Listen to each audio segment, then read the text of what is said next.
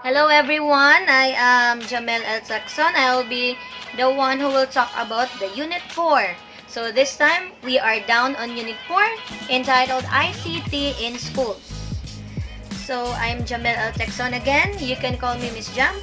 In the previous units, we talked about the Microsoft programs and the internet. In this unit, the Unit 4, we will talk about ICT integration in school, specifically in the classroom instruction. So now, let's begin. What is ICT in education? So let's start first with the word ICT. So all of us already know that ICT stands for Information and Communication Technology. But what about ICT in education? So the ICT in education, it is the mode of education that use information and communications technology to support, enhance, and optimize the delivery of information. Worldwide research has shown that ICT can lead to an improved student learning and better teaching methods. Why is it so? Because again, we use the ICT in what? Supporting, enhancing, and optimizing the delivery of information. That's why as a school leader, we have to know how do we integrate ICT in education. Now, why do we have to learn about computers and the internet? They said that the information and communication technology, which is ICT, can impact student learning when teachers are digitally literate and understand how to integrate it into curriculum. So it's not just about being aware or knowing how to manipulate or use these tools, but you have to be digitally literate. You have to master this ICT skills so that you can efficiently and effectively integrate it in the curriculum. It doesn't mean that when you talk about ICT integration, you are using a laptop, other high technologies. But ICT integration, you should coincide on the curriculum itself. Example, the basic ed, the competencies needed or given by the depth ed in the curriculum. Now, as what Sir Humabun said, that you cannot give something if you don't have it. So as a school leader, you have to be digitally literate. You have to be digitally literate so that you can impart the skills and the knowledge to your learners. So it's not just being aware, but you have also to know and master the skills. Now, so in using the ICT or integrating it in education, you have to develop the following technological literacy. Number one, the fundamentals. We have the basic terms, concepts, and operations. I believe all of us school leaders know about this one, right? Next, the use of the keyboard and mouse. We already know that one. In our school, as young as the kids, example, the grade 1, they already know how to manipulate the keyboard and mouse. So I think that's one of the basic skills that students nowadays needs to know, especially in the 21st century, because they need that kind of skill, the ICT skills.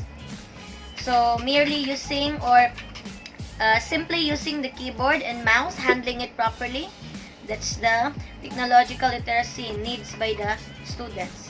Next, use of productivity tools such as word processing, spreadsheets, database, and graphic programs. I think all of us knows already about it, and we can say that we are technologically literate.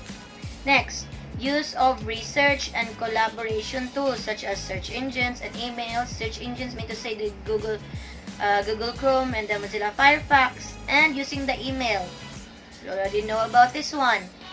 Developing an awareness of the social impact of technological change. I think we are aware what is the different impact of the technological change, not just to us school leaders, but also to students. So that's it. These are some of the technological literacy. Now, what are the ICT tools that we use in education? Not just in education, but in different fields or various fields. We have the multimedia PC, laptop, notebook, or the tablet, CDs, DVDs, digital video, still camera, and also we use the USB flash drive because CD and DVD are not common nowadays. So usually the CDs and DVDs, we use that one in installing a program or software in our laptop or desktop PC. Next, the internet and its tools. We have the email, browsers, websites, search engines, chat, etc. Later, we will go about the ICT tools that we use. Okay? So these are just some of the ICT tools that we can use in education. Now, we already talked about Microsoft programs, right? And these Microsoft programs are, we always use this one in various fields. So for example, we have the Microsoft Word program, we have the Microsoft Excel, the Publisher, PowerPoint, the one that I'm using right now, the Microsoft Outlook, Microsoft Access. We talked about it in the previous units. But this time, we will have a deeper understanding on the following programs or some of the programs and the software that we can use in education or in our different field. Next one. So we have the clip art. I think we are familiar with that. We have the hyperlink, print master, Microsoft Encarta, Microsoft Auto Collage, and Photo Story. So we will discuss this one by one on how to use it and where can we use these programs. So let's start first with the clip art. So what is a clip art? So clip art is a collection of pictures or images that can be imported into a document or another program. It is used to enhance the appearance of a document. So it's not just merely a picture or images, but it is adding it in your document. But of course, these pictures and images or the clip art should be relevant to your document. Example, you are making a wedding invitation. So the pictures or images or the clip art that you're adding on your document should be relevant on your wedding. You cannot just put any images because you want it to be nice and colorful. No, it should be relevant to your document. That's how you use a clip art. And I think all of us know what is a clip art and where do we use clip art. So the images or the clip art may be either raster graphics or vector graphics. What does it mean? So I have here a picture. So you can see the difference from the vector and the raster. So when you talk about the vector, it is visually good. It is animated properly. But when you talk about raster, it's like, what is that? It's like a drawing. So it's like comparing an animated version.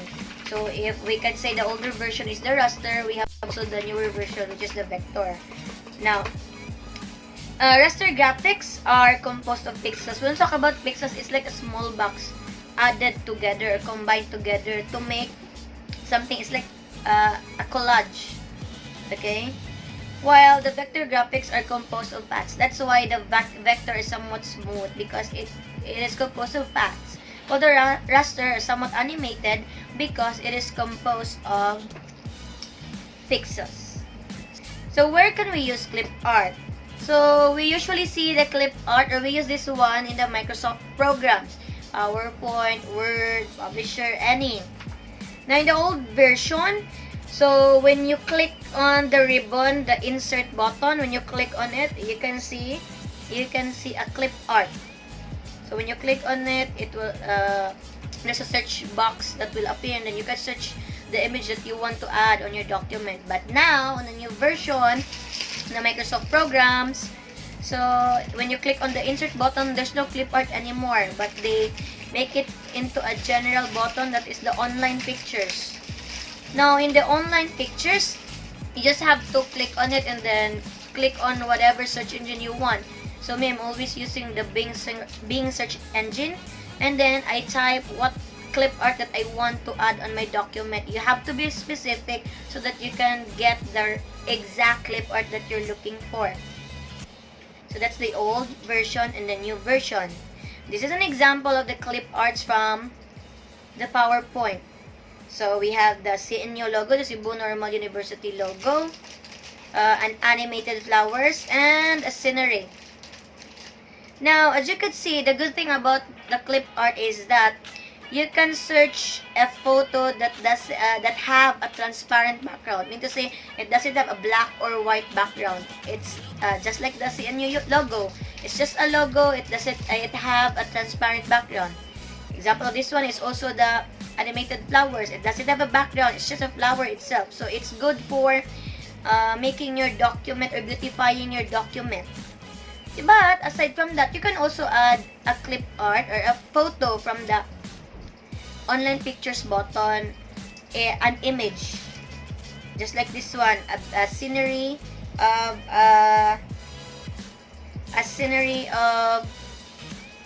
how do we say this? A scenery of a river. So that's it. So these are just example of clip arts from PowerPoint. So what are different examples of the usage of clip art? So we use the clip art in what? Designing a banner or using it in a Word document, adding pictures on it. So we have here an invitation, a letter. You can add clip art to design your letter. And also in banner making. If you make a banner, if you want to make a banner, you can also add a lot of clip art on it. Okay?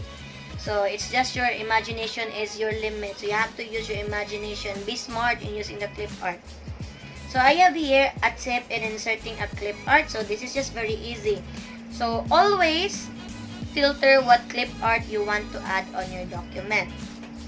So example, when you search na on the Bing, when you click on the online pictures and then you click the Bing, so this will appear.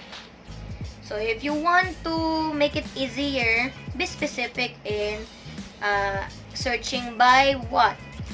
By filtering. So what are the what does it mean, the filtering? So this one, the one that I encircled in the red line. So you have to choose what size is it. Is it small, big, large, or icon? Icon is very small. So you have to be very specific. The type, what type is it? The color. Right? That's it. So we have also the button Creative Commons only. So if you filter it properly, you can easily get the picture that you're looking for. It's easy and then it's less hassle on your part. So that's it. That's for the clip art. Next one, we have the hyperlink. Now, what is a hyperlink? A hyperlink is a word, phrase, or image that you can click on to jump to a new document. So hyperlinks are found nearly on all web pages, allowing users to click their way from page to page or a new section within the current document. So often the text hyperlinks are often blue, but and underlined, but it doesn't have to be blue, ha. Sometimes it have a neon color or green.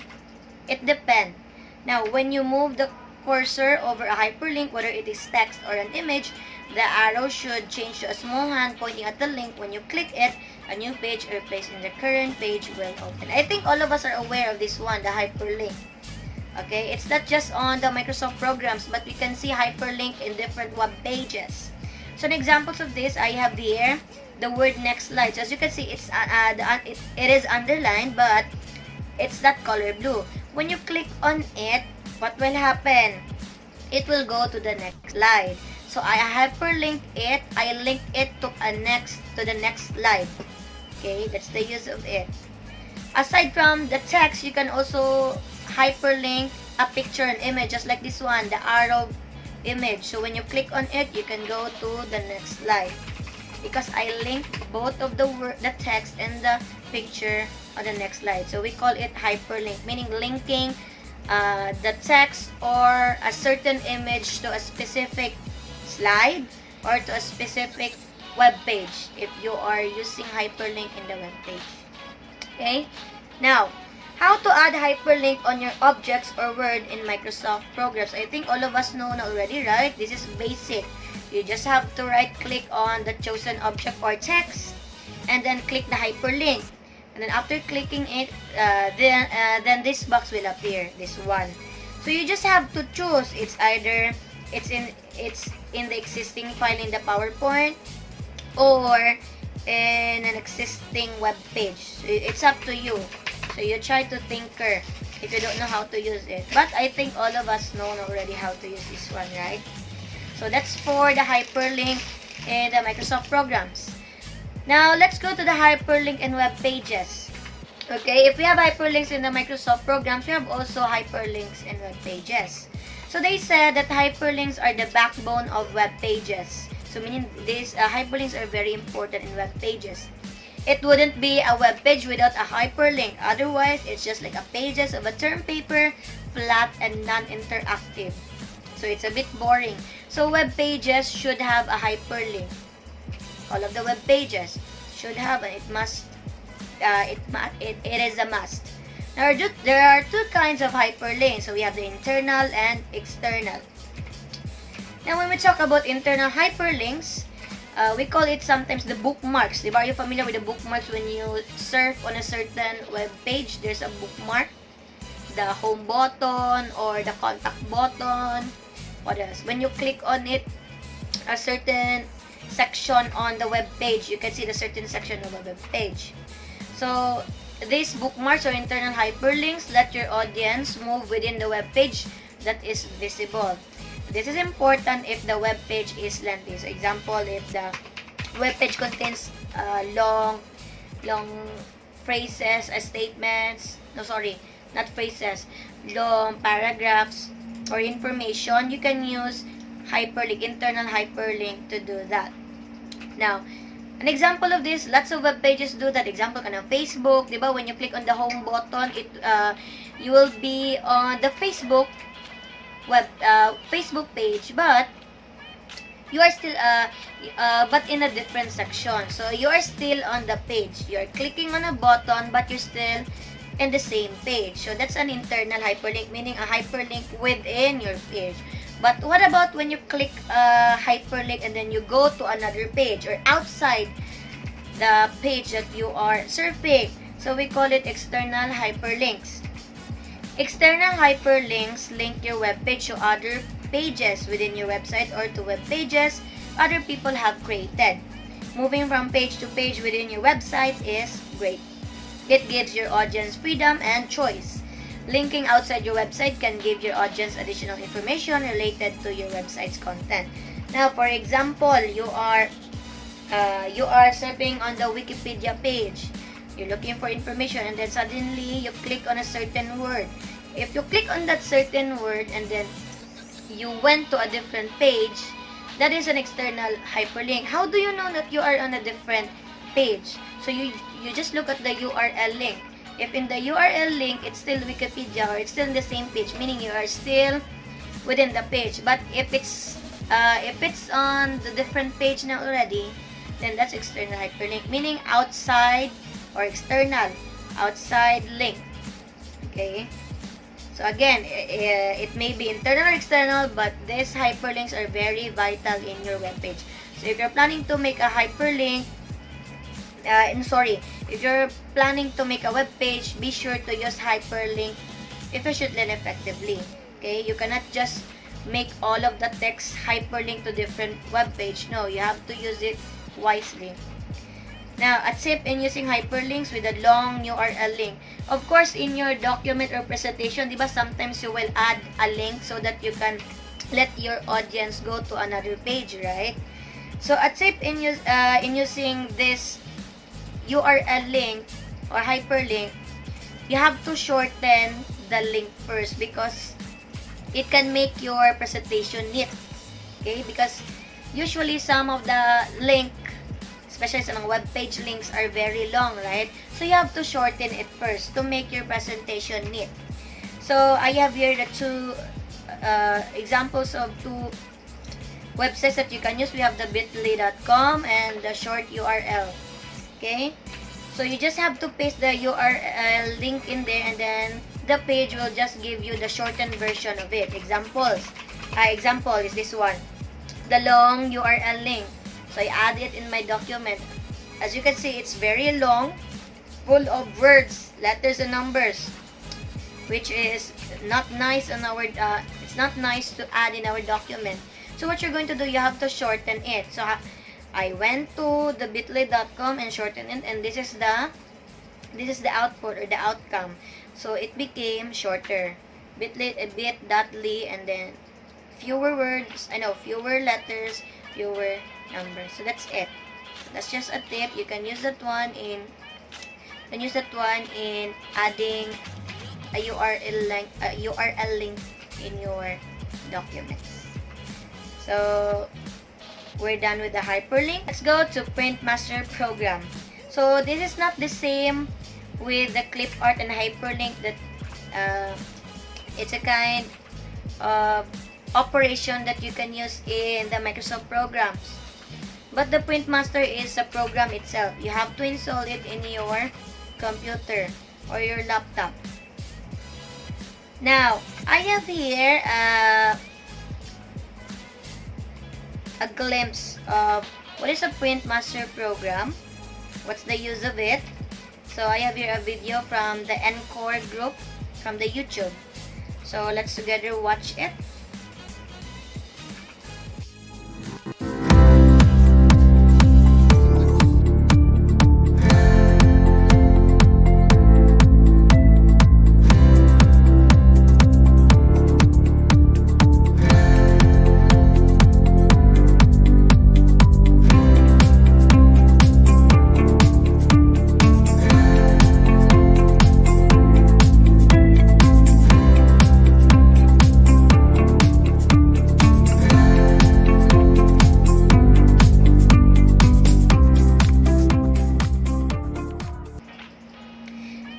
So as you can see, this is a program that you can use in making invitations, brochures, greeting cards. So this is very useful not just in school but also as an individual. So the Print Master was a greeting card and banner creation program. As of 2017, Harcourt is offering the Print Master brand as a licensing opportunity on its website. From the word licensing opportunity, meaning it's not free. You have to buy it, you have to pay for it so that you can acquire it, your laptop. So they have a website on it. If you want to buy, you can buy it in their website. Now, we use the Print Master in making greeting cards, invitations, and party supplies. The scrapbooks and photo books, banners, and newsletters. You can also create customized projects for your social media accounts, event celebration, personal and business documents. So you can do a lot of things in the Print Master. So it's not just about the Microsoft Publisher, but there's also a program that you can use newsletters and banners. So the website, I attach it here, I hyperlink it here, the www.printmaster.com. So if you want to know more on this Print Master program, you can visit their website. Now I have here a tutorial by Rita and Evans on how to use Print Master. Okay? Since we don't have Print Master on our computer right now, and we have to buy it first, so let's watch on how Rita and Evans use the Print Master.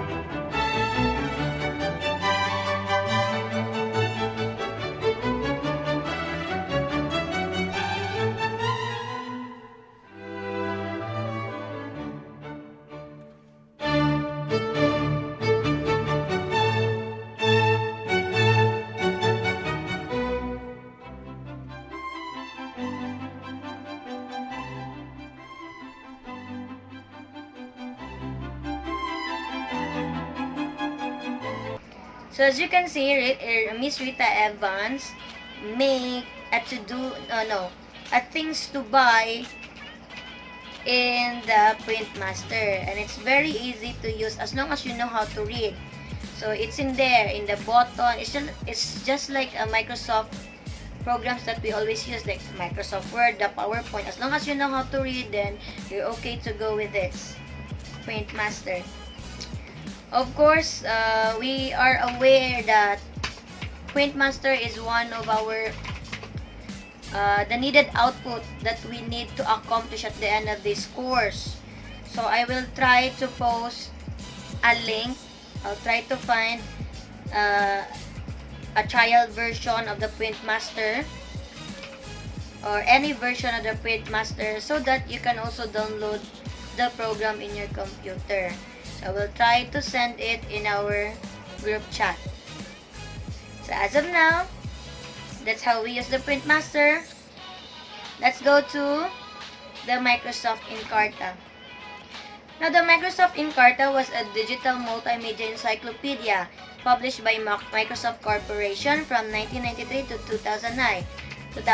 Originally sold on CD-ROM. So it is this program.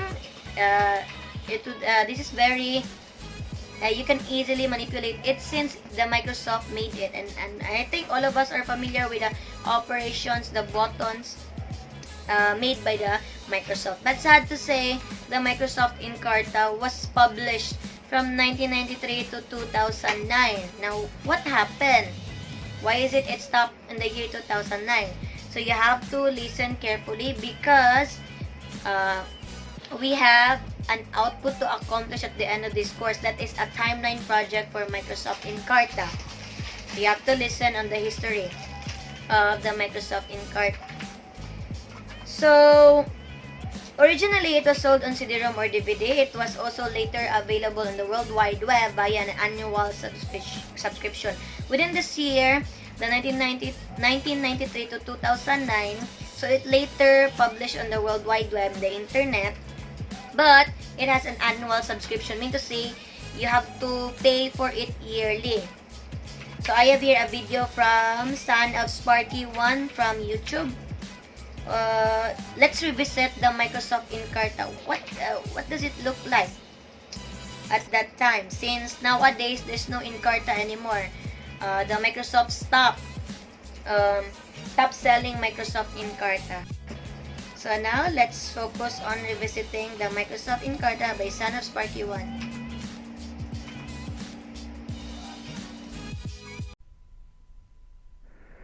Hey guys, today I'm going to give you a demo of Microsoft Encarta.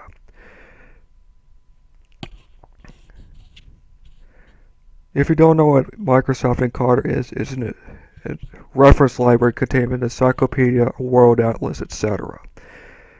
It was first introduced in 1993 as part of Microsoft Home Collection.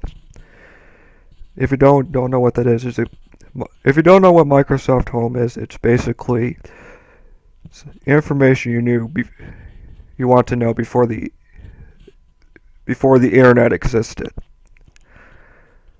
Sadly, Encarta was discontinued in 2009 after competing with Wikipedia for 8 years.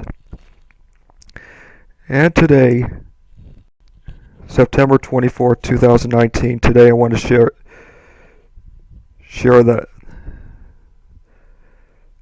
what you remember in Microsoft Encarta before it was shut down. I have version 2004 on this PC, which came out in 2003. And we're going to open this right now.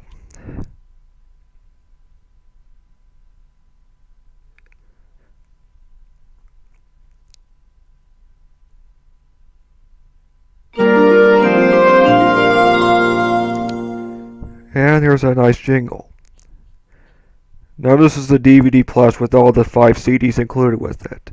I have this and also the Encyclopedia Standard. In this version you have articles, maps, photos and more, homework, statistics, tours, timeline, online, and games. And this field over here, this pane over here, is a list of all the entries that are in Encarta. And this right here where you see that spinning thing, that's your visual browser.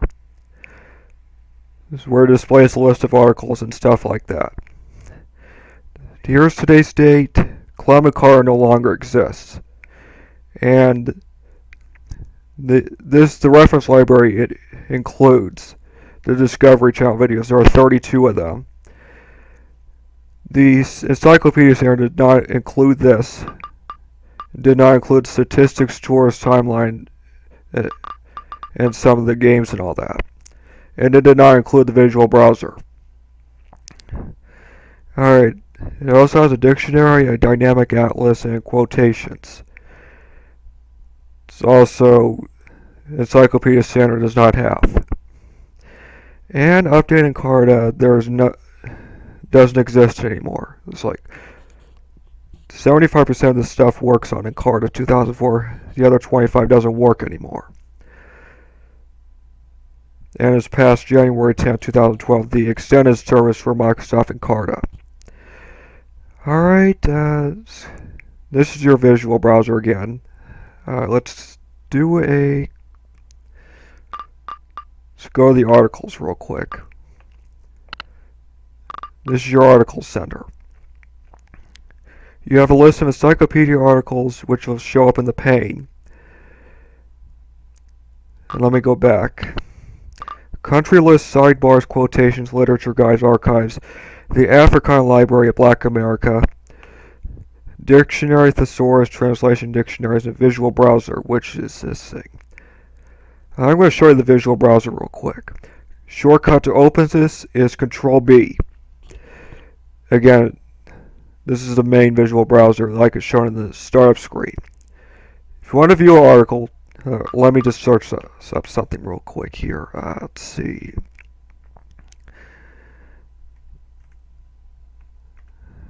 Let's see.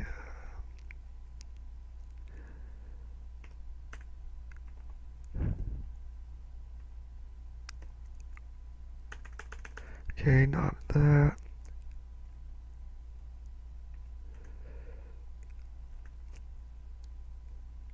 Prejudice. And there's a list of words. And right down there under quick matches. If it's bold, there's an actual page for that. And sometimes this dialog box over here will prompt you. If that thing is open, if you select yes, your filter for the advanced search for the encyclopedia articles or whatever filters you have turned on for this stays the same. And if you click no, it exits out of that. Here, let me click yes real quick. It shows the word prejudice in the articles page. So this video, we just had a glimpse of the video of what is a Microsoft Encarta looks like, because the video is too long. It will take you 38 minutes to finish the video. So if you have time, you can watch it, the whole features of the Microsoft Encarta. So that's it. So Microsoft Encarta, you can surf on it online and offline. So this is very handy because you can search on it offline. So it contains a lot of things: encyclopedia, dictionary, atlas, any information that you want. You just have to search on it in the search box. Now, let's talk about the reason why what happened on the Microsoft Encarta within the year of 1993 to the year 2009, and why suddenly the Microsoft stopped selling Microsoft Encarta. In 2000, the full Encarta content became available on the World Wide Web to subscriber, with a subset available for free to anyone. So meaning to say, in the year 2000, so they made the Microsoft Encarta in the year 1993, and then they add, as year goes by, they add another features until the year 2000, they published it in the World Wide Web to the subscriber, with a subset available, meaning a little part of it are free to anyone, but some part of it you have to pay also. Now, in July 2006, so in the year 2000, it's in the World Wide Web na. Let's go to July 2006. So the Webster's Multimedia, London-based Webster's international publisher, took over maintenance of Encarta from Microsoft. So the Webster's Multimedia are the one that taking care of the Encarta at that time. That's in the year 2006. The last version was Encarta Premium 2009. It was released on in August 2008. So by the year 2009, in April, the Microsoft announced that it would cease to sell Microsoft Student. Microsoft Student meaning it's the Microsoft Encarta. And all editions of Encarta Premium software. Take note of the word premium, mean to say you have to pay for it for the full version. So the Encarta Premium software products worldwide by June 2009. So they announced it in the April that they will stop selling the Microsoft Encarta in the year 2009, the month of June, citing that the changes in the way people seek information in the traditional encyclopedia and reference material market as the key reasons behind the termination. So that's the reason. The reason is that people have different way of seeking information. So at that time, there's the World Wide Web na. So a lot of people using the World Wide Web in seeking information. And some also people using the traditional way. We have the encyclopedia and the reference market material. Now, the updates for Encarta were offered until, so they also announced that they are still having the update until October 2009. And then in Japan, they have also the update until December 31. So aside from the announcement that they will stop selling, they assure the subscriber that they will have the update, but it's just until October in the year 2009. And in Japan, December 31. Now, the demise of Encarta, or the downfall of Encarta, was widely attributed to the competition. So aside from the other ways of seeking of information by the people, one of the reasons also is the competition, or the big competitor of the Encarta, which is the user-generated Wikipedia, which from small beginning, it begins in 2001 and then grew to be larger than Encarta, thanks to popularization by web search services like Google. Diba, all of us are already aware of the Wikipedia, right? So we can search the Wikipedia via the web search service like the Google. So why is it when you compare the Wikipedia and Encarta, what's the difference? Okay.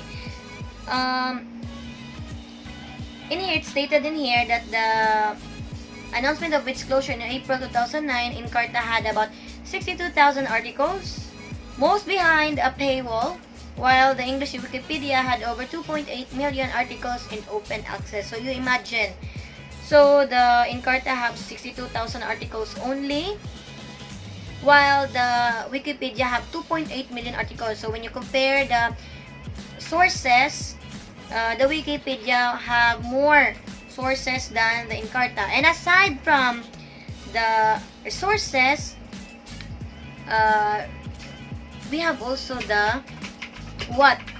How you can access these sources, because the Encarta is what? It's behind a paywall, meaning you have to pay for it so that you can access on the different articles or different features.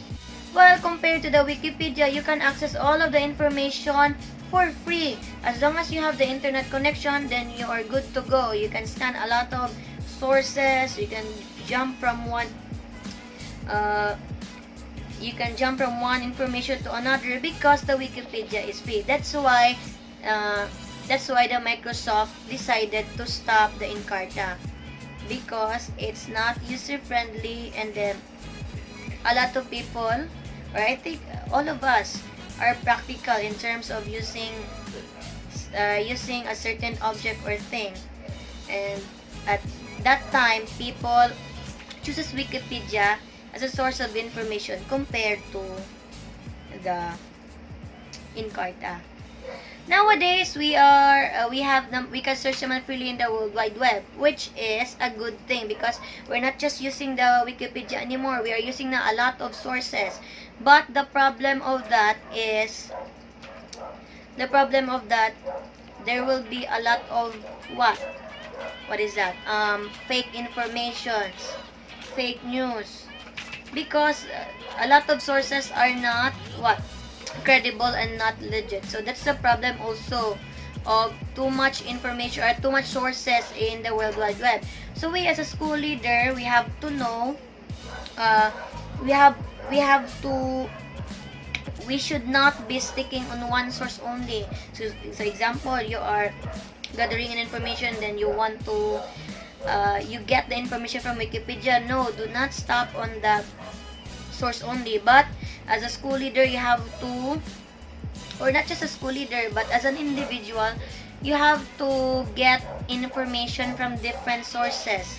After gathering information from different sources, you have to compare the information and try to weigh the information are correct or not. Because that's a problem nowadays. Because of too much information, you don't know now what is right and what is wrong. So you don't need to stick on one source, but you have to jump from one source to another to get the information, an accurate information. So there are a lot of pages that gives accurate information. You just have to venture on the World Wide Web. So that's it. That's for the Microsoft Encarta. Let's go on the next program. So we have the Microsoft Auto Collage. What is an auto collage? So auto collage is a Microsoft photo montage desktop application. The software creates a collage of representative elements from a set of images. I think all of you knows already what is a collage, right? So collage, it's like cutting, pasting together the pictures in one big picture. Now, and then we combine the word auto, meaning automatic. So I mean to say it's an automatic collage. And what is that? using a software. So in auto collage, it is an automatic procedure for constructing a visually appealing collage from a collection of input images.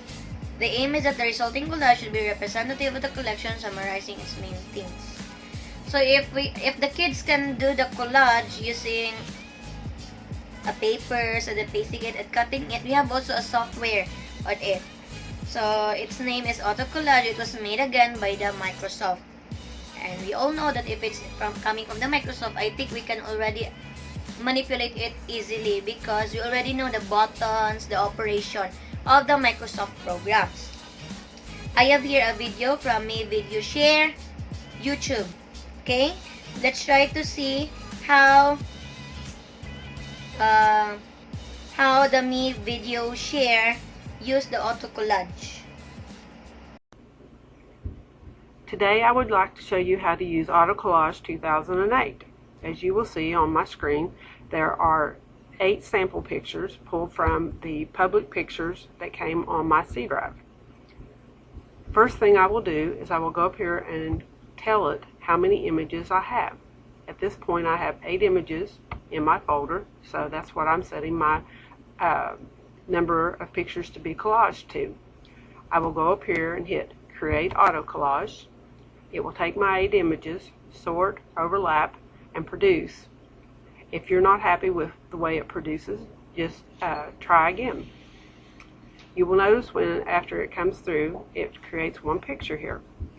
And it's hard to see. You have to use your scroll bars to see your whole image. If you change your view to 50, you will see your whole image there and not have to use your scroll bars as much. I can take this picture, hit the word save. I'm going to save this to my desktop. I will give the default name here that is chosen. It's saving it as a JPEG file. It's taking my 8 pictures and making it into one image, a JPEG. I can email this as an attachment in a message. I can save it as a background picture on my desktop. I also have other options. I can make this into a portrait image, change my screen resolutions. On the input, there's an option to display your detective faces.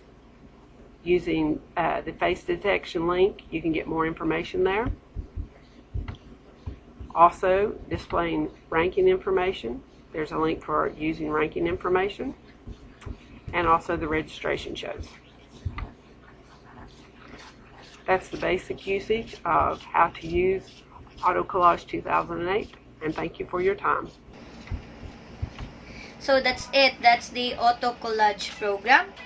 And it's very easy. You just have to choose a picture, a minimum of 7. And after that one, when you click on the create button, the software will be the one to collage all of your pictures neatly. So it's not just what is that? You don't need to cut it anymore, but the software will be the one to automatically create the collage for you. Now I have here a link of the trial version of the auto collage, so you can click and install it below. So I have here coming from the Microsoft website.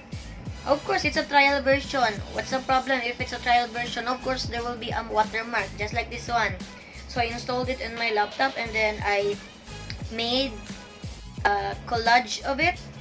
And as you can see, so this is a collage of my students in grade 2. As you can see, there is at the bottom part a trial version of watermark. So it will not appear if ever you will be buying the full version. But since I gave you just a trial version, then there will be a watermark. Of course, we have to use of what we have, right? So you can try to, how do you do it? You can try to crop the photo if you don't want the watermark appearing in your picture. What do we mean by crop? Meaning you cut the bottom part of the picture just like this. This one. I already cropped the word trial version. That's it. As you can see, all of the pictures are put together in one big picture. I have also another example of a collage of my family when I was young. So I used this one as a Facebook cover photo at that time. So auto collage can be used for the following: making a tarpaulin. If you want to have a family reunion, you can have an auto collage of the different families and put it in a tarpaulin. Social media, just like I had earlier, I use it as a cover in the Facebook or any other media. You can use it as a desktop background in your laptop or PC. And you can also post a picture summarizing all of your adventure pics in one big picture. You can post it in your social media. That's for the auto collage. So again, you can try tinkering the software at home, and then I hope it can help you, even if it's just a trial version. I hope it can help you in making the output needed in this course. Lastly, we have the photo story. So what is a photo story? So it's still the same thing. It's a program made by the Microsoft. It is a free application, so we don't need to worry because it's a free application. It allows the users to create a visual story. It's like a show and tell presentation from their digital photos. This software uses the Ken Burns effect on digital photos and allows adding narration, effects, transitions, and backgrounds, music to create a Windows Media video movie file with pan and zoom effects. Once a photo story has been made, it can be played on a PC using Windows Media Player. So, the photo story, the output of this one is like a video, but you're using pictures to tell a story. So you are combining all of the pictures together, and then the output of it is a video. Okay, you can watch your video by using a Windows Media Player. This is the icon below, the Windows Media Player. Now, what can you do in the photo story? In the photo story, you can create a storyboard, allowing users to organize the pictures any way they want. For example, if you want to tell a story about China, the different sceneries in China, you can compile all of the pictures. Allows users to narrate the story using their own voice. So while you are popping the pictures, you can also have your own voice as a background in explaining the history of China. Example. It also features zooming and panning options for dramatic effects. Zooming and panning meaning having a closer look on the pictures, zooming in or zooming out of the pictures that you're using. Panning meaning swiping left, right, up, bottom on the pictures while having a transition of different pictures. Users can also add songs or create original tunes to accompany the photos. So while the photos are transitioning, you can also have your own voice narrating. At the same time, you can also have a music background. So other features of this freeware include photo editing such as red eye removal, crop, rotate, and many more. So if you are not content with the picture that you're adding, you can crop it. You can make it into smaller picture. Or if you don't want any object from your picture, you can crop it. Or what do you mean by crop? Meaning you cut the side of the picture. So I have here a tutorial video from Roger Nevin, how she used the photo story in making a video. So everyone, let's watch together. Today we're going to be doing a photo story tutorial. Photo Story is a free software tool from Microsoft Office that can be easily downloaded. It's a tool whereby you can combine visual images with sound effects and music and text to create a professional and creative visual presentation. Today we're going to do a presentation about China, and the first thing we're going to do is download some images before we begin the photo story. So we're going to go to Google, and we're going to go to Google Images. We're going to type in the keyword Chinese, and we're going to search for images.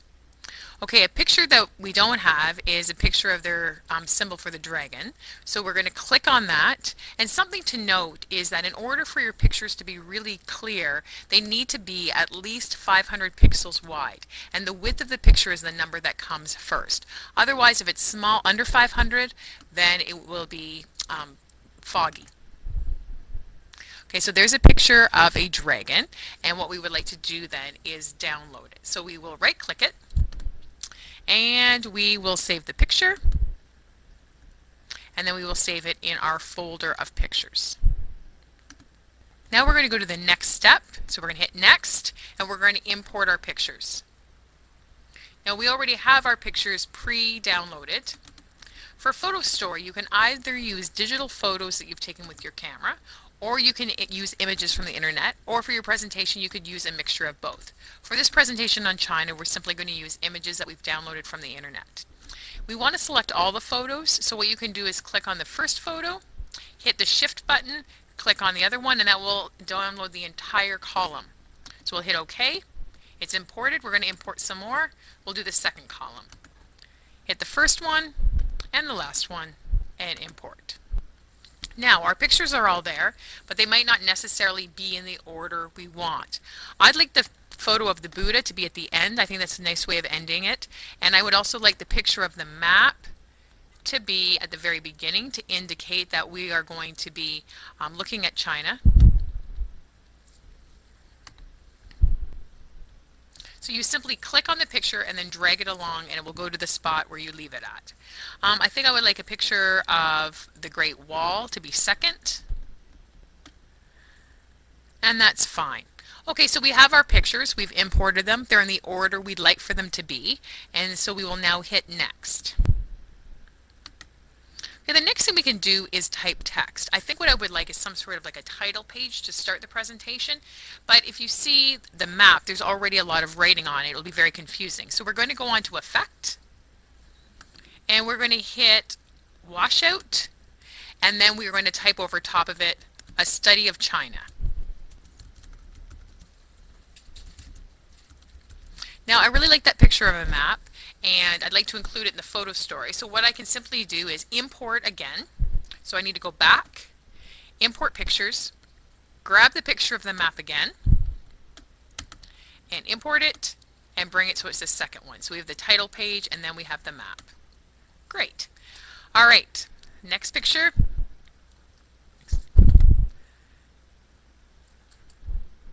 And let's look at the Great Wall of China. All right, so we'd like a little text box so people know what that is. We are going to write the Great Wall of China.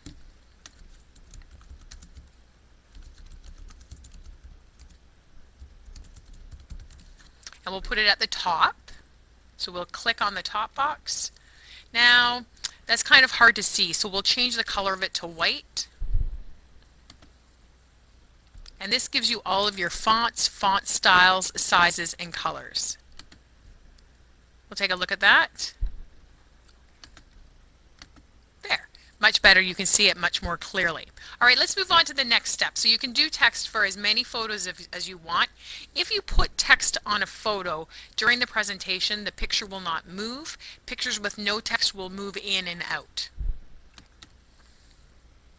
The next that we are going to do is you can do voice over narration, and you can customize motion.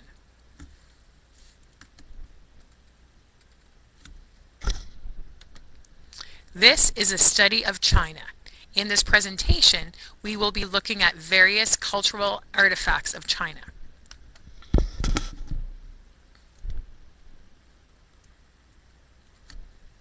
So we'll click on one of the pictures, and we'll customize the motion. So what we can do is we can specify where we want the picture to start at. So maybe we'll start up in the corner, and then when it focuses, it will fade down into the woman's face because she's the central focus. And we'll say the number of seconds to display the picture, we'll say 4. So we can preview that particular picture.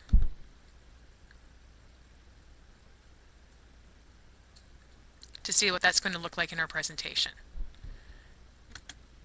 Excellent. We will save that. All right, the next step is we can select music.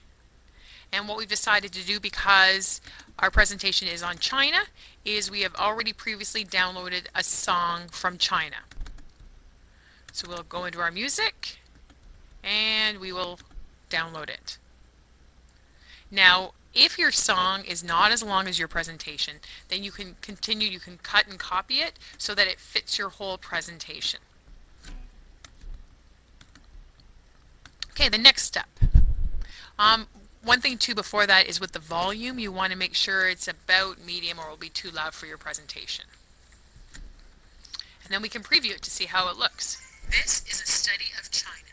In this presentation, we will be looking at various cultural artifacts of China.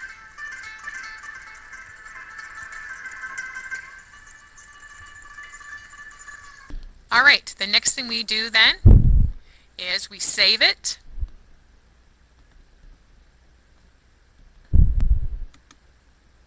And we'll build the story. We'll mix everything that we need to create a photo story.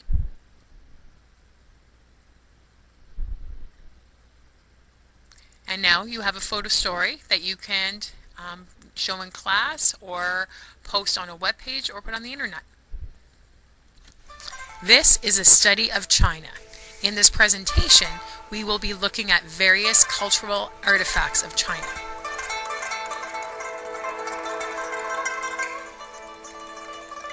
The Great Wall stretches approximately over 6,400 kilometers.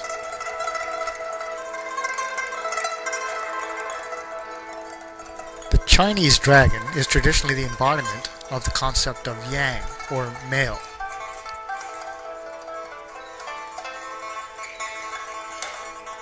Over the last 15 years, there's been an economic miracle in China. However, most of the Chinese population still lives and works as peasants.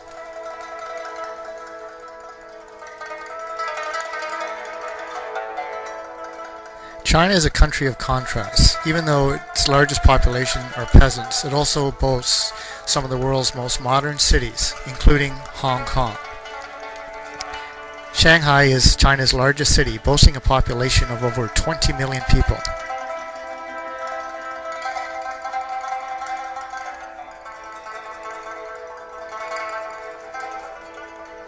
China is one of the world's great ancient civilizations, and has made a tremendous difference to the history of the world.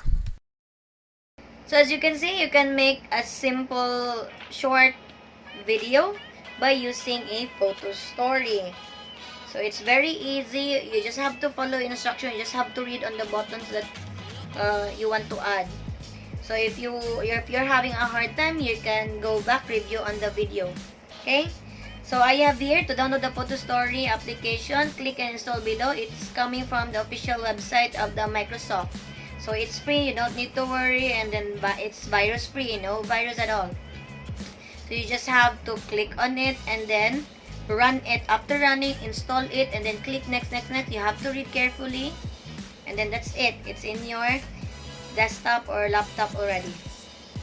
So that's for the photo story. So again, these are the following programs, softwares, or operation that we already know.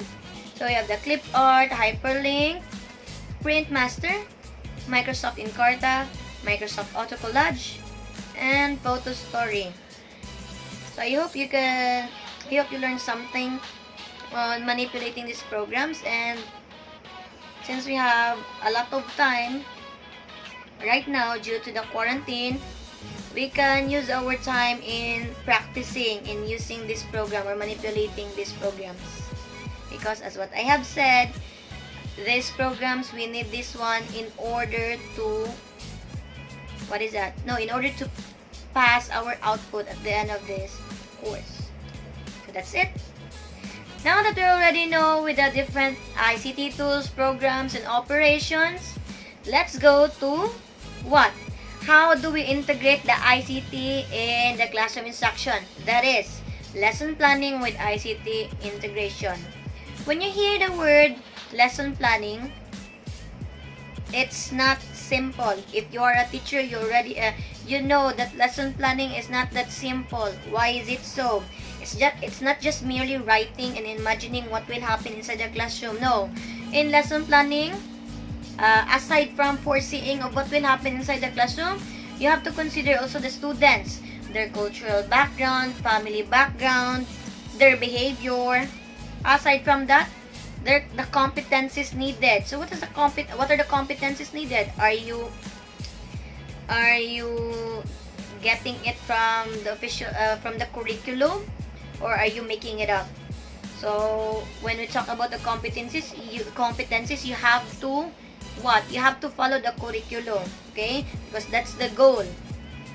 You have the content. What's the topic all about? Okay?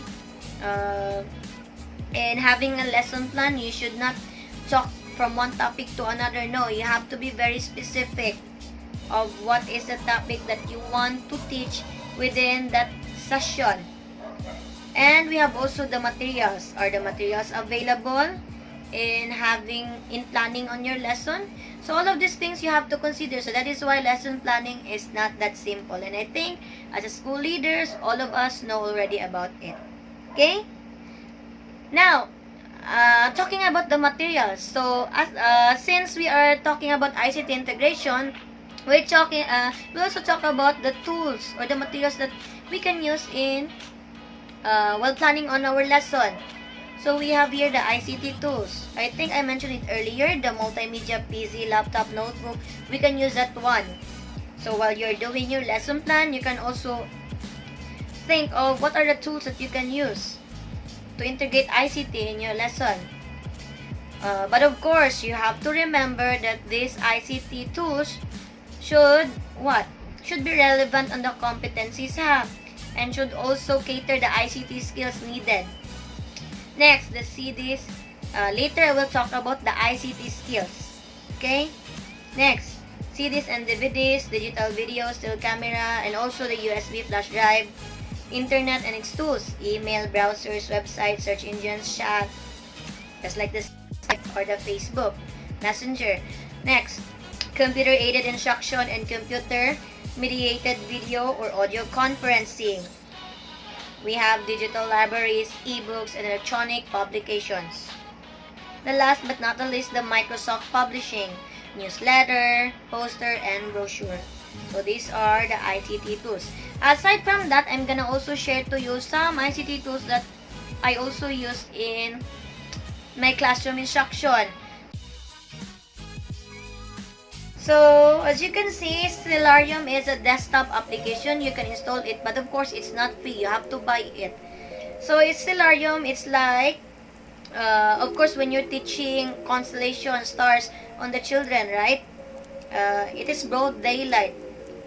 You cannot you cannot teach the children on how does it look like the constellation because it is daylight and it's dangerous if students are outside without your supervision. So in here, you can easily teach the constellation by using this application, by projecting it in the TV monitor or in the projector. So it contains a complete set of or complete list of the constellation. So you can manipulate it. What are the locations? If you are standing here in Cebu, what are the constellations that you can possibly see during nighttime? So that's it. That's the Stellarium application. Let's go to the next one. We have the solar system scope. So it is also not a free version, but I use this one in my class. So we can, as a science teacher, you can use this one teaching the planetary bodies, not just the planets, but outside in the galaxy. The asteroid, the comets, the constellation, what else? The stars, all of it. You can compare the sizes of the stars, the planet, how many moons are there in each planet. So all of these things, it contains here in the application. And then when I use this one in my class, they are in awe, and then I encourage them to also, they have a cell phone at home, to also download it so that they can manipulate it at home, because there's also a free version of this one in the Google Play in the cell phone or tablet, so the students can manipulate that one. But when I teach this one, I use the desktop version.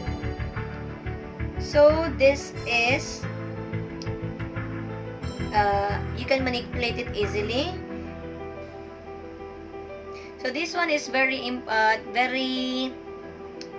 educational and very helpful if you want to teach about science from grade school to high school. So that's for the solar system scope application or program. We have the anatomy 3D atlas. So this program, this is also very helpful if you want to teach major organs of the body. What are the major organs? We have the skeleton, the muscle, the lungs, the heart, the liver, the digestive system, anything. So the students can have, they can see visually how does it look like. So you don't need not to open a certain body or a certain body of someone or an animal to know the different organs or different parts of the body. So you can look the different parts using this desktop application. This is not just a video, but you can manipulate of what you want to open or what you want to see. So usually this program, you can use this one in science grade 4 to high school, because in grades 1, 2, 3 it usually tackles on the basic skills, basic competency. But for grade 4 and grade 2 high school, it's a bit complicated. The students have to learn the different major organs and what does it look like, or how does our body function, or how does the organ function inside our body. So that's the anatomy 3D atlas. Again, this program is not free. You have to buy it. And I think if you're a science teacher, it's how do we call it? It's really, it can really help you in teaching the content to the students, because it can ease you, and at the same time it can also increase the learning of the students. Next one, we have the digital microscope. So aside from bringing the real microscope in your classroom, you can also use the digital microscope to discuss a certain features of a certain object in the whole class. So an example of this is a video on how to use this digital microscope. So as you can see, you have the adjusting knob of the zooming features of the different objects. So you can project it in the TV or in the projector, but you have to use laptop on it because there's a USB cable that you will attach on your laptop or PC. You can use the digital microscope to have a closer look on the different insects,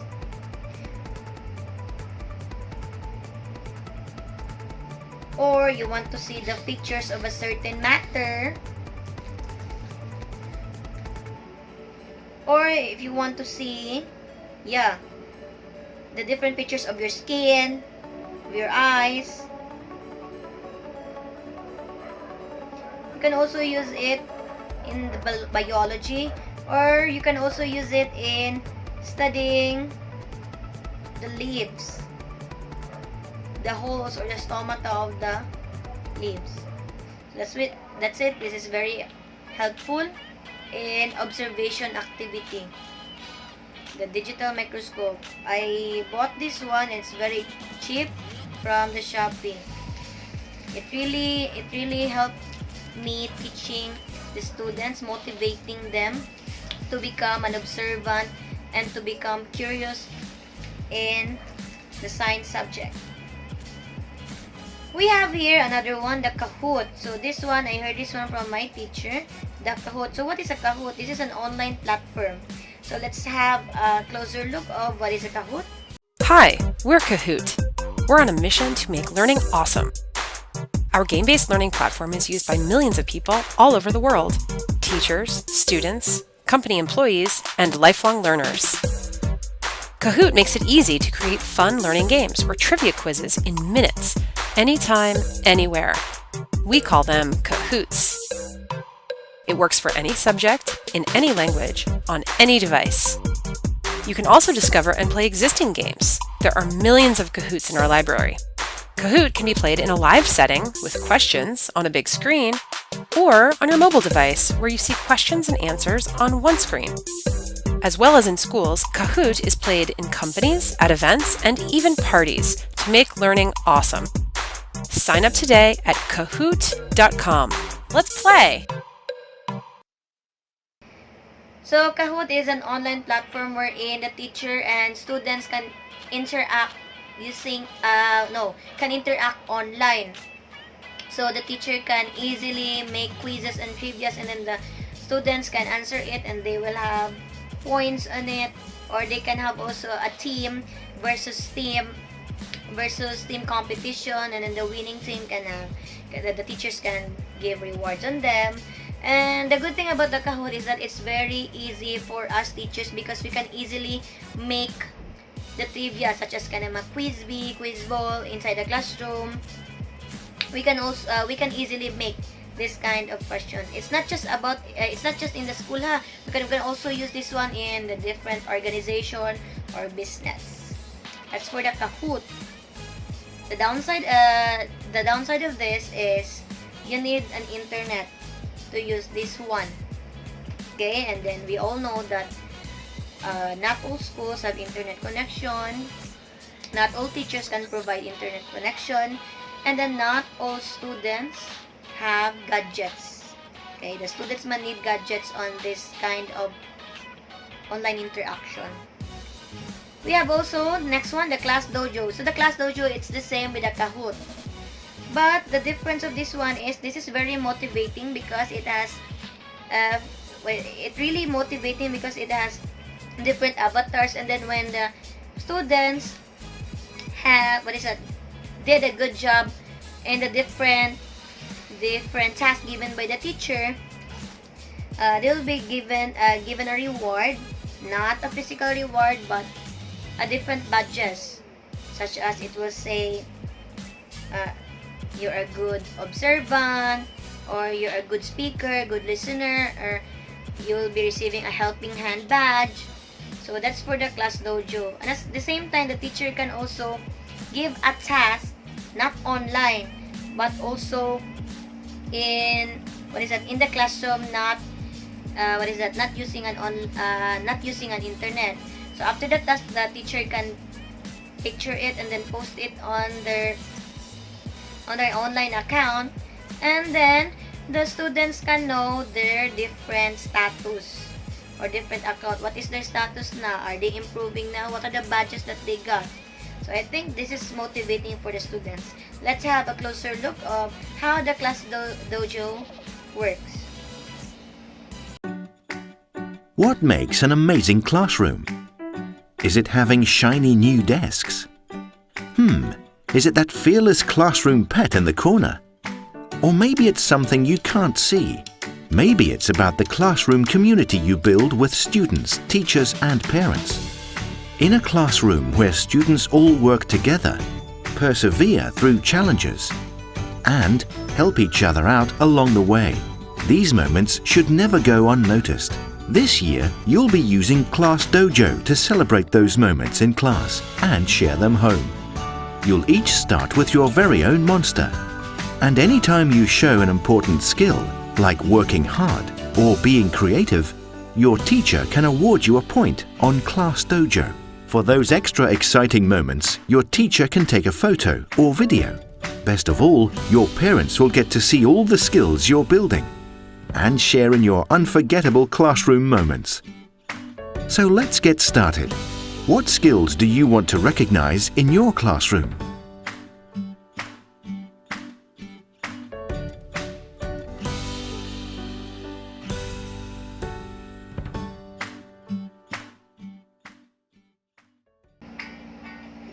So that's for the Class Dojo. So again, the downside, you need an internet, but sometimes you can also the downside is you're using internet, but you can also be a creative teacher by what? By applying the features of Class Dojo in your classroom setting. to motivate your students. Just like example, as you can see in the class dojo, it's using a different badges, right? If the student is doing something that is doing a good behavior attitude, then you can give a a badge on different students. You can either paste the badge on a certain wall, or you can give the badge and let them paste it on their notebook, and then at the end of the quarter you have to check what are the badges they got, and then you can give extra points for the different badges. So I think that's a good thing also about the class dojo. It really motivates the students. So that's it. Those are just some examples of the different ICT programs or applications, softwares that you can use in the classroom setting.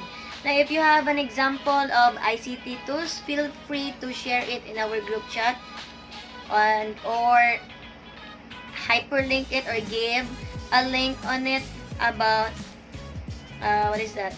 about that certain program that we can use in our classroom. Since this is just a recorded video, then please try to share it, the ICT tools that we can use in our classroom. So let's help each other, and let's share also the information to one another, okay? So let's have the influence of ICT in student learning. So of all the tools that we talk about, the programs, the software, what is the impact of ICT in student learning? Or is it very helpful? So I have here a list of the different impacts of ICT in student learning. Number 1, the ICT helps to provide interactive learning experiences, diba? Some of the online games, some of the online platforms, it's interactive, meaning the students are also doing something on the different games or the different tools. ICT stimulates and motivates students to learn. It really motivates them, just like the class dojo. ICT provides comfortable learning. So whenever they're having a hard time, they can do it or reset the program, and then they will do it again. Next, ICT aids in the understanding of difficult concepts and processes. Mean to say, if they are having a hard time with a certain concept, they can try to search it on the different in the World Wide Web or in the internet. Next, the ICT caters to different learning styles, diba? All of the multiple intelligences, the ICT can really cater. If you can either be visually intelligent, or basta all of the multiple intelligences, it caters. Next, we have the ICT helps students to gain valuable computer skills. So the integration of ICT also helps the students to achieve or to acquire the computer skills. Now, what are the computer skills? Later, I will talk to you what are the ICT skills or computer skills. Now, next, we have the ICT aids in collaboration and group work. So the ICT is not just about doing it alone, but you have also an option as a school leader or a teacher. You have to be creative to make the students work and collaborate in each other. Not just doing the task individually, but you have the option or you have the power to make the students work as a group by using the ICT. Now, what are the issues in integrating ICT in classroom instruction? So there are a lot of problems when using the ICT. Number 1, the problem is to achieve a consistent level of ICT infrastructure in schools. That includes the signal strength, right? So we cannot achieve a consistent level of ICT infrastructure because, number 1, some of the schools are not blessed to have a complete set of computer, right? Number 2, some of the schools are not blessed also of a strong signal strength. And then some of the schools also, we all know that some of the schools are located on the, in the mountainous area, which the signal, the internet signal cannot reach on that area. So that's also the issue if you want to integrate ICT in your school. Next, we have the breakdown of electricity supply. Example, you're using projector or TV monitor. The problem is if ever there's a breakdown of electricity, then your instruction will stop because the tools that you are using are not working anymore because you need electricity in doing it. The next one, we have the time factor. So if ever you're having a hard time, there's a problem on the TV, it's not working properly, or your laptop is not working probably, it takes a lot of time to fix it. It's time consuming, so that's a problem also. Next, when teachers use the electronic management system, so it includes the writing reports, taking attendance, setting timetables, and preparing lesson plans. So usually when we prepare lesson plan or sometimes the class record, right, we always put it in the laptop. The tendency is if ever your laptop will be lost or stolen or your laptop will be damaged, all of your files in your computer will be gone. Okay, so as a school leader, you have to be very smart in using your technology. How do we do that? So you will not just solely believe in your laptop nga, okay, my laptop will just take care of my files. Okay, you have to have a backup plan.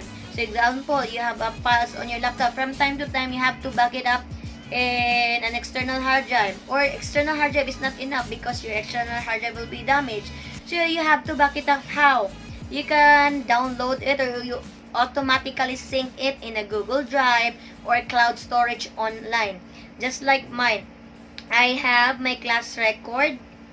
I do my class record not in the paper but using a Google Sheet.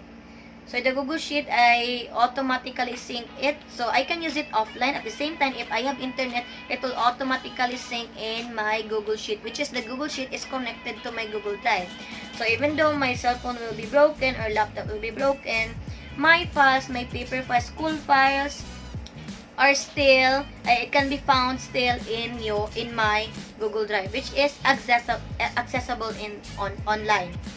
So I think that's a good thing. So as a school leader, we have to be very smart, efficient in using our technologies. And the last, we have the malfunction of computer, server, router, and LCD. So this is what I'm talking about. If it's damaged, stolen, so you don't know what to do na. You just have to cry and then you cannot do anything about it.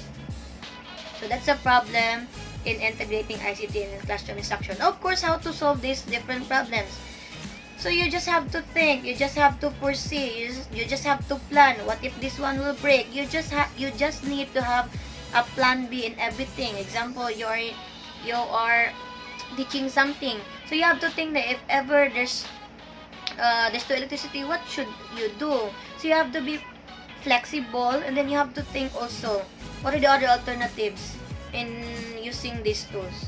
Okay, so that's one way of solving these issues in integrating ICT in classroom instruction. Now, how can school leaders identify an authentic lesson with ICT integration? I remember Ma'am Leia mentioned that if you're a school leader that doesn't know about ICT integration, if you see a teacher having a presentation by just using a PowerPoint that have a lot of effects, then if you're a school leader that doesn't know anything or doesn't know ICT integration, then you'll be amazed because you are not aware that ICT integration doesn't stop in using high technologies. No. Okay? Now, the question is, how can we identify if it's an authentic lesson with ICT integration? Okay? It's not just merely using computer for the presentation or demonstration, but how can we say? Now, this is how can we identify if that lesson is, what is that? It have an ICT integration. Now, when we talk about an ICT integration, it doesn't mean that there is a usage of high technologies, there is a usage of different devices, but also in ICT integration, there must be an ICT skills used in the session. What does it mean, the ICT skills? We have the text and graphs. So there's a lot of examples in here that type quickly and correctly, type and design a printable document, present text using fancy effects, create word cloud, create a photo collage, and create a mind map using ICT, right? So that's the ICT skills. So it doesn't mean that ICT integration needs a high technology, but it should have an ICT skills, so that we can say that it's really an authentic lesson with ICT integration. Okay, so that's for the text and graphics. We have the digital creativity. We have a picture using ICT, using a paint program. I also do this with my grade 1 pupils. So as young as they are, they know how to manipulate paint program. We have create a picture using drawing tools, compose music using ICT, shoot a digital photograph, create an animated GIF. And the grade 6, they already know how to make a video, a music video, or an advertisement video. So I think that's the one of the skills needed by the 21st century students nowadays. We have also the multimedia authoring. We have the produce of multimedia. That's what the grade 6 are doing. We have create a multimedia ebook, create an interactive activity, create on-screen presentation, creating a website. We have also the computing, creating a computer program, handle data using ICT, to control and explore computer simulations, create a spreadsheet, design 3D model using ICT. The last, we have the research and communication.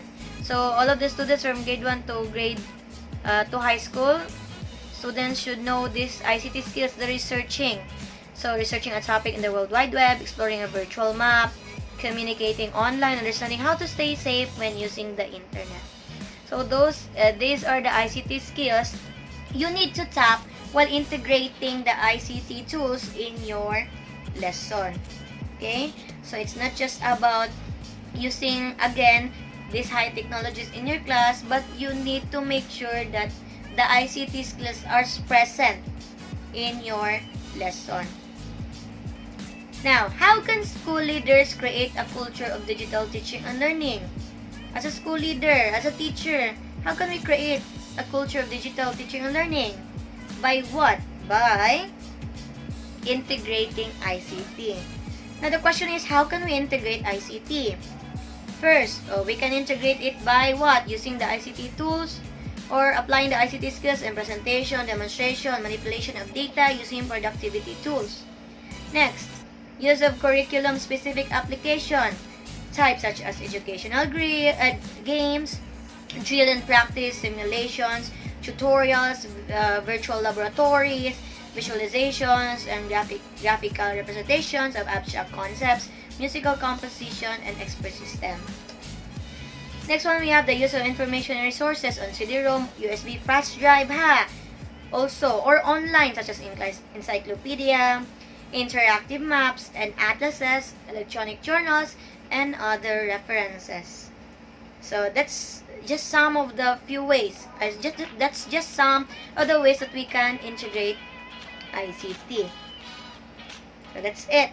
Now, as a school leader and as a teacher, it's up to you on how you will use this ICT in your classroom setting. You have to be very efficient, effective, and be smart in using these ICT tools.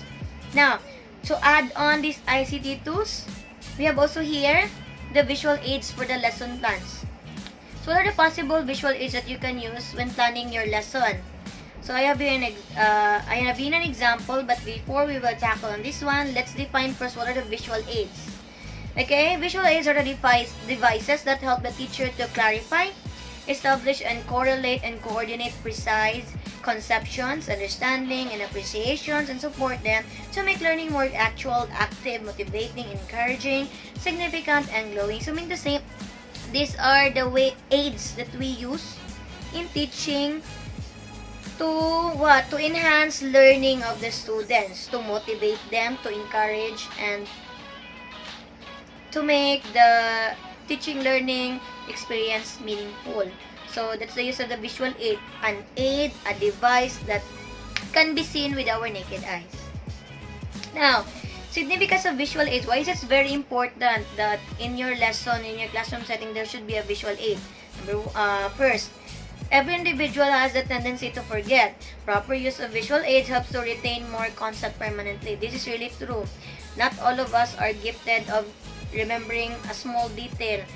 So every individual, we have the tendency to forget. That's why we have visual aid to let us remember something. So if example, we forgot something, that's just why we have books, right? We can scan. If ever we forgot something, we can scan directly in our book. So this is also the same with the visual aid when teaching. You want to test your students or you want to review your students, you need to have visual aids in front. Next, students can study well when they are inspired properly through different visual aids. So you can also motivate them. They can inspire also. They will be also inspired with the different visual aids in front of them. Can also catch the attention if ever the topic or the content it's a bit hard for them. Next, visual aids grow the accurate image when a student see and hear properly. So example, when a teacher will say the word celebration, of course all of us, every individual have different minds, right? So we have different visualization of the word celebration. Some of you will think of Christmas celebration. Some of you will think of fiesta celebration, birthday celebration. So all of us have different idea of celebration, but by using visual aid, so we can have an accurate image of what is the teacher or what is the teacher talking about, what kind of celebration is it. So that's it. That's the use of visual aid. Next one, visual aid provide complete example for conceptual thinking. So that's the same of the one I talked about earlier. Next, visual aids helps to increase the vocabulary of the students. So example, there's a certain word that really strikes the students. So they can go back on that word again and they will try to apply it in their day-to-day living.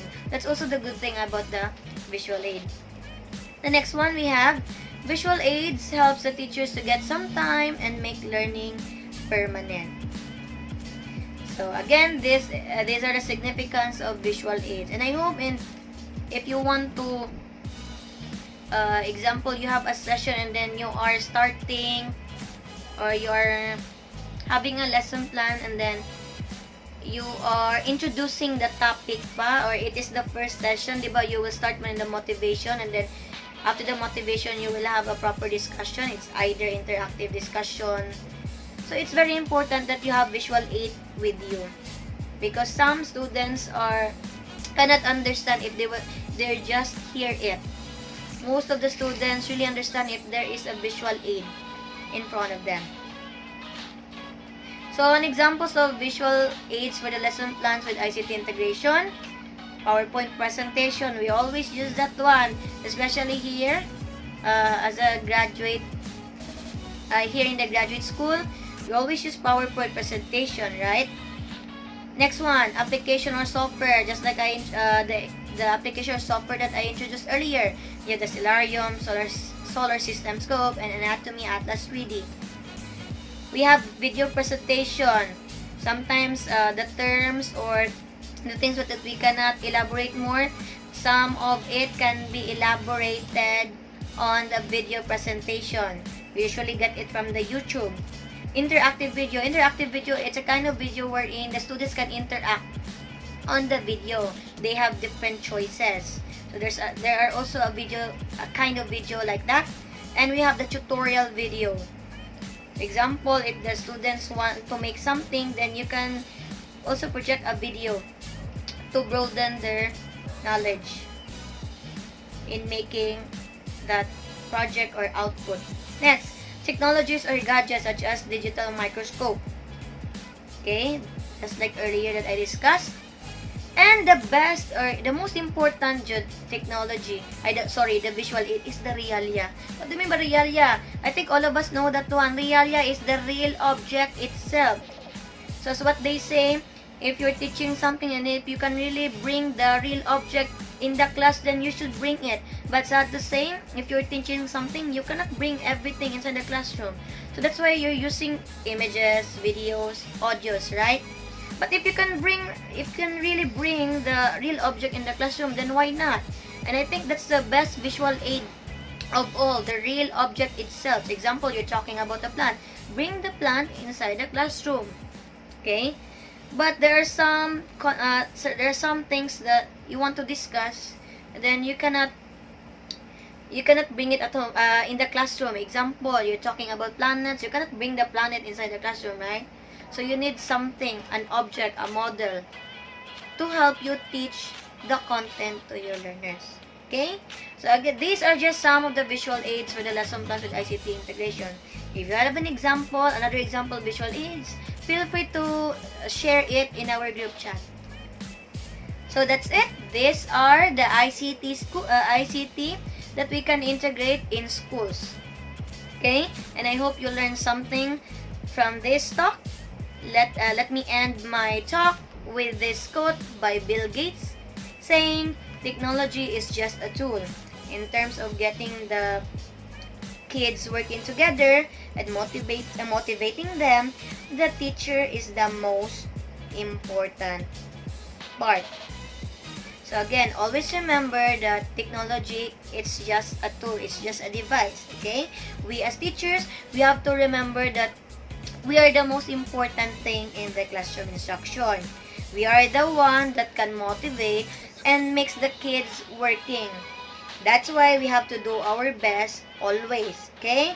And do not let that technology replace us. That's it, everyone. I hope you learned something from this talk. Thank you and goodbye.